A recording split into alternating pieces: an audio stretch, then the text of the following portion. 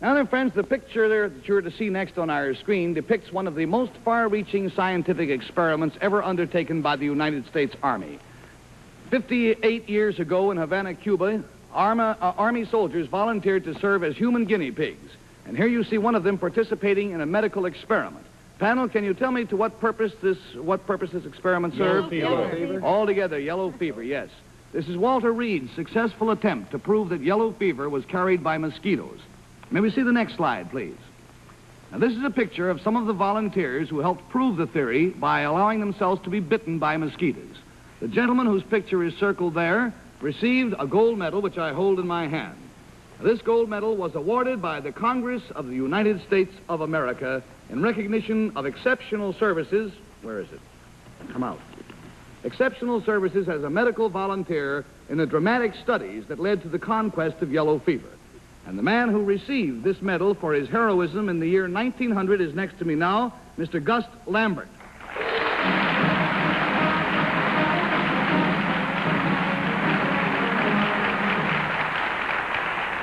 Mr. Lambert and I were chatting backstage. He told me some interesting things about the men who he worked with, and especially Dr. Ames.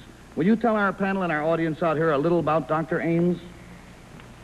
There would never have been any experiment without Dr. Ames.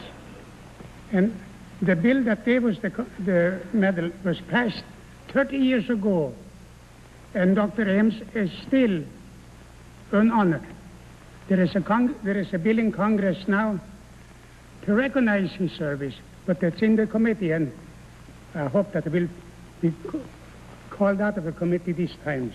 It seems that in Mr. Lambert's mind that Dr. Ames has been underestimated in this thing. Not that he takes away from Dr. Reed, but he hopes that the bill will pass. Mr. Lambert, thank you very much, not on behalf of the panel, but on behalf of humanity. Thank you, sir, very much for being with us.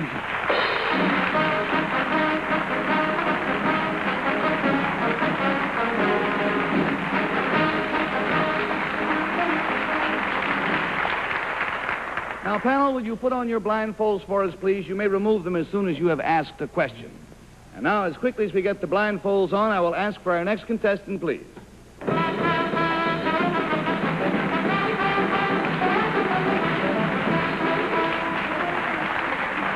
see you. Have a seat, sir. Will you tell the panel, please, what your name is and where you're from? No, just tell us your name, sir, please, first. Dick Shanafelt from Lawrence, Kansas. This is Mr. Shanafelt. He is from Lawrence, Kansas, and he will now whisper his secret to me, and here we go, sir.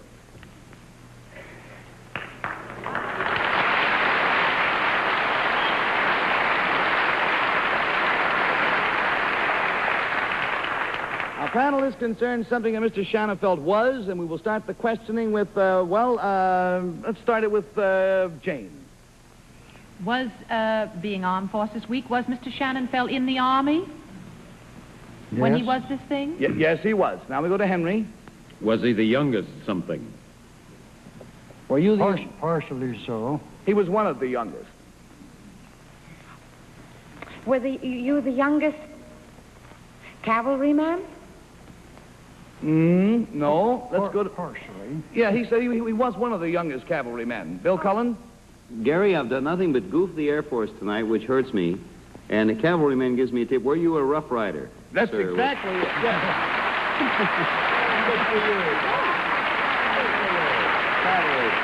This is former trooper Dick Shanafelt of Teddy Roosevelt's famous Rough Riders. Mr. Shanafelt was the youngest member of the famous Rough Riders. Sir, how old were you when you made the charge at San Juan Hill? 19 years of age. 19 years of age. He has in his possession... He has in his possession a beautiful letter from Teddy Roosevelt to his mother. Wish we had time to read it, but we don't. Sir, thank you very much for being with us. It was an honor indeed.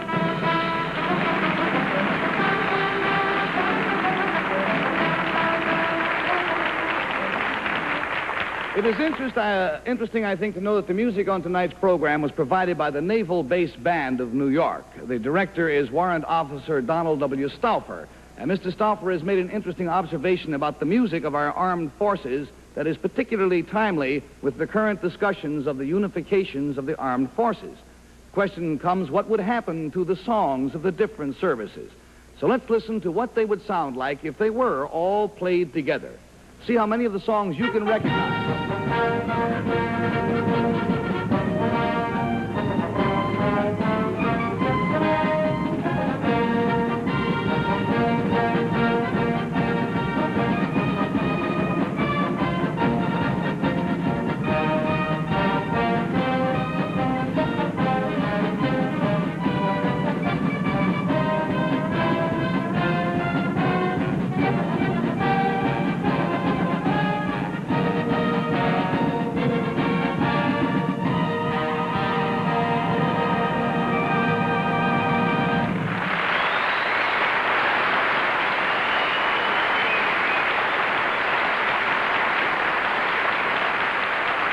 It's been a fast show, but to me at least a fascinating one. We hope to see you next week at the same time. Until then, this will be Gary Moore saying bye-bye for all of us. Be very kind to each other, will you? And goodbye out there.